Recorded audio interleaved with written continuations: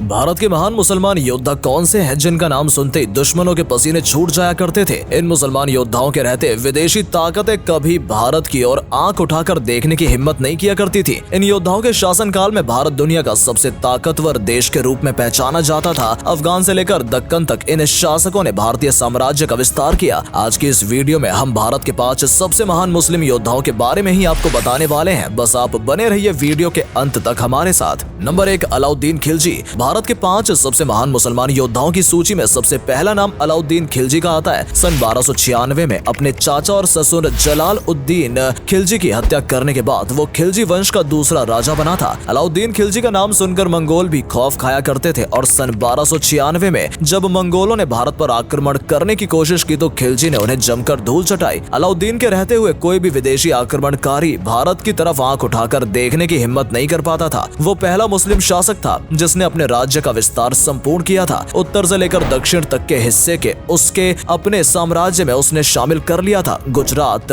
रणथंभौर, चित्तौड़, मालवा और दक्कन पर उसने विजय प्राप्त की। अलाउद्दीन खिलजी के पास 5 लाख सैनिकों की आर्मी थी। 60,000 से अधिक घुड़सवार उसकी सेना में शामिल थे। अलाउद्दीन खिलजी ने भारत के कई इकोनॉमिक, सिविल और मिलिट्री रिफॉर्म्स इंट्रोड्यूस कराए। उसने अपने साम्राज्य में महंगाई कम की, साथ ही साथ एक टैक्स सिस्टम शुरू किया जिसका आधुनिक वर्जन ही आज भारत में इस्तेमाल किया जाता है। अलाउद्दीन खिलजी के दरबार में अमीर खुसरो और हसन निजामी उच्च कोटि के विद्वान मौजूद थे। स्थापत्य कला के क्षेत्र में भी अलाउद्दीन खिलजी ने अपना योगदान दिया। दिल्ली सहित देश में उनके कई जगह सराय, मदरसे, महलों और किलों का निर्माण कराया। सन 1316 में बीमारी के चलते उसकी मौत हो गई थी। नंबर 2, बाबर। बाबर को भी भारत के महान मुसलमान योद्धाओं की सूची में शामिल किया जाता है। केवल 20,000 की फौज के साथ बाबर ने भारत पर आक्रमण किया था और फतह हासिल की थी। भारत में मुगल साम्राज्य की नींव बाबर द्वारा रखी गई थी। सन 1526 में पानीपत की पहली लड़ाई में बाबर इब्राहिम लोदी को हरा देता है और दिल्ली के तख्त पर कब्जा कर लेता है। वो अपने साथ कई विशाल तोपें और बारूद लेकर भारत आया था जिसके आगे इब्राहिम लोदी की सेना टिक नहीं पाई। इसके बाद बाबर को भारत का मौसम और यहाँ का वातावरण इतना पसंद आया कि उसने यहीं पर रहने का मन बना लिया। बाबर एक दरिया दिली वाला इंसान माना जाता था। कहा जाता है कि 1526 में पानीपत के युद्ध में जीत हासिल करने के बाद बाबर ने लूटा हुआ सारा धन सैनिकों में बंटवा दिया था। बाबर की दरियादिली देखकर लोगों ने उसे कलंदर का नाम दिया था। सन 1527 में बाबर ने राणा सांगा को और 1528 में चंदेल के राजाओं को भी परास्त कर दिया था। उसके पास अपने जमाने के सबसे आधुनिक हथियार हुआ करते थे जो रूस और अमेरिका से भी ताकतवर थे। बाबर ने एक विशाल सेना का निर्माण किया। साथ ही भारत में कई मदरसे और मस्जिद का निर्माण बाबर ने कराया। अयोध्या की शान रही बाबरी मस्जिद का निर्माण बाबर के कहने पर उसके सेनापति मीर बाकी ने ही कराया था। बाबर मस्जिद का निर्माण बाबर के कहने पर उसके सेनापति मीर बाकी ने ही कराया था।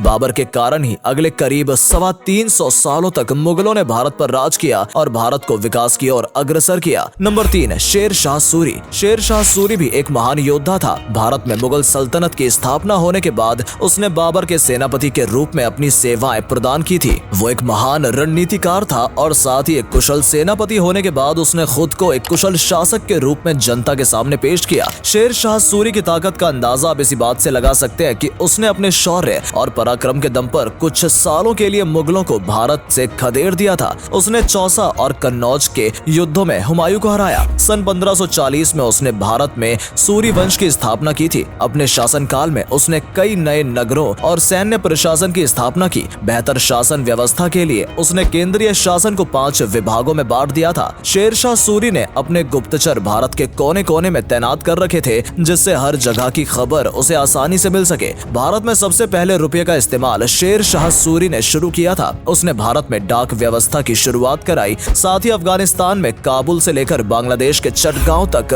ग्रैंड ट्रंक रोड का निर्माण कराया जिसे भारत का पहला हाईवे भी कहा जाता है। उसने देश में कई स्कूल भी बनवाए और साथ ही गरीबों के लिए मुफ्त में लंगर भी खोले गए। इन सबके अलावा भूमि सुधार, सैन्य शक्ति को मजबूत करना और व्यापार को बढ़ावा देना सहित अनेकों कार्य शेर शाह सूरी ने कराए। लेकिन 1556 में पानीपत के युद्ध दूसरे युद्ध में हुमायूं विजयी हो जाता है और भारत में एक बार फिर मुगल सल्तनत की शुरुआत हो जाती है। नंबर 4, औरंगजेब। औरंगजेब को सबसे महान मुसलमान बादशाह माना जाता है। हालांकि इतिहासकारों ने औरंगजेब से अधिक तवज्जो अकबर और शाहजहां जैसे शासकों को दी है, लेकिन औरंगजेब उन सबसे अधिक ताकतवर और शक्तिशाली था। 49 सालों तक यानी करीब आधी शताब्दी तक उसने भारतीय उपमहाद्वीप पर कब्जा किया और अपने साम्राज्य साम्राज्य का विस्तार किया। उसके शासनकाल में भारत की सीमाएं सियाचिन, कैलाश पर्वत और अफगानिस्तान तक पहुंच गई थी। वो एक महान योद्धा था, साथ ही उसकी बनाई रणनीतियां अचूक मानी जाती थी। औरंगजेब ने अपने शासनकाल में पूरे भारत को मजबूत और अमीर बनाया। दुनिया की कुल 1/4 अर्थव्यवस्था भारत की थी। भारत दुनिया का सबसे अमीर मुल्क उस समय माना जाता था और औरंगजेब को सबसे अमीर बादशाह बताया जाता है। कहा जाता है कि वो निजी खर्च के लिए शाही खजाने का इस्तेमाल नहीं करता था। वो बेहद सादगी और सरल किस्म का व्यक्ति था। अपने हाथों से टोपियां बनाया करता था। अफीम और शराब का सेवन उसे ज्यादा पसंद नहीं था। उसने हिंदुओं पर जजिया कर लगाया था, जो वहीं सभी मुसलमानों पर ज़कात कर भी लगाया था। वो सती प्रथा के भी खिलाफ था। साथ ही दलितों और बेसहारा लोगों की मदद के लिए हमेशा आगे रहता था। बहुत से लोगों का मानना है कि औरंगजेब हिंदुओं से नफरत करता था, लेकिन ऐसा नहीं है। उसके मंत्रिमंडल में कई हिंदू उच्च पदों पर तैनात थे। औरंगजेब रहते अंग्रेज कभी भी भारत पर कब्जा नहीं कर पाए थे, लेकिन औरंगजेब की मृत्यु के बाद मुगल सल्तनत धीरे धीरे पतन की ओर बढ़ने लगी और इसी का फायदा अंग्रेजों ने उठाया। नंबर 5, टीपू सुल्तान। टीपू सुल्तान का नाम भारतीय इतिहास के पन्नों में विवादास्पद रहा है, लेकिन इस बात से कोई इनकार नहीं कर सकता है कि वो 18वीं शताब्दी के सबसे महान मुसलमान योद्धा थे। टीपू सुल्तान को दोनों हाथों से तलवारबाजी करने का हुनर प्राप्त था और उनकी एक तलवार का वजन 7 किलोग्राम से भी अधिक था। टीपू सुल्तान ने ही भारत का पहला रॉकेट मिसाइल बनाया था, जिसके बाद में अंग्रेज अपने साथ लंदन ले गए थे। टीपू सुल्तान ने एक मजबूत नौसेना का निर्माण भी कराया था। 20 से अधिक युद्ध पोत उसके पास थे, जिसमें दर्जनों तोप लगी रहती थी। 2010 में टीपू सुल्तान की एक तोप 3 लाख पाउंड में नीलाम हुई थी। टीपू सुल्तान का नाम सुनकर अंग्रेज भी खौफ खाया करते थे। यहाँ तक कि नेपोलियन ने टीपू सुल्तान को फ्रांस आकर अंग्रेजों से युद्ध करने के लिए आमंत्रित भी किया था। इसी के साथ आप उनकी शक्ति और पराक्रम का अंदाजा लगा सकते हैं। टीपू सुल्तान के शासन के दौरान भारत दुनिया में रेशम का सबसे बड़ा उत्पादक बन गया था और चीन, जापान, रूस, फ्रांस और इंग्लैंड तक भारत से कपड़ा एक्सपोर्ट किया जाता है। टीपू सुल्तान अक्सर हिंदू मंदिरों और संस्थाओं को भी पैसा दान किया करता था और वो एक राम नाम की अंगूठी भी पहना करता था। दोस्तों, इन 5 योद्धाओं के अलावा भी भारत में अनेकों महान मुस्लिम योद्धा हुए हैं, जिसमें अकबर, शाहजहां, कुतुबुद्दीन ऐबक जैसे कई नाम शामिल हैं। भारत की आजादी में भी मुसलमानों ने बेहद महत्वपूर्ण योगदान दिया था। इनके अलावा यदि आप किसी अन्य मुस्लिम योद्धा के बारे में जानना चाहते हैं तो हमें बता सकते हैं। और अगर आज की ये वीडियो आपको पसंद आई हो तो इसे अधिक से अधिक लाइक और शेयर अवश्य करें। आज के लिए इतना ही। आपसे फिर मिलेंगे एक नई वीडियो और ढेर सारी रोचक जानकारी के साथ। धन्यवाद।